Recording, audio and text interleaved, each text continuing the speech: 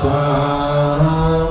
ॐ तामावजातवेदो लक्ष्मीमनपगामिनीं यस्यां हिरण्यं विन्देयं गामश्वं पुरुषाणं स्वाहा।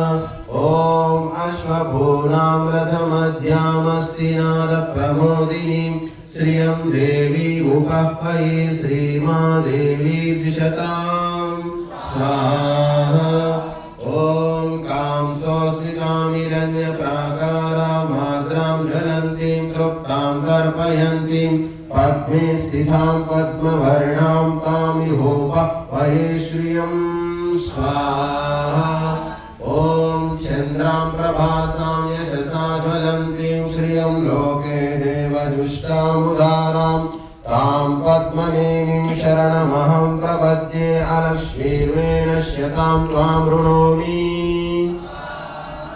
ॐ आदित्यवर्णे तपसोऽधिजातो वनस्पतिस्तव वृक्षोऽथ बिल्वः तस्य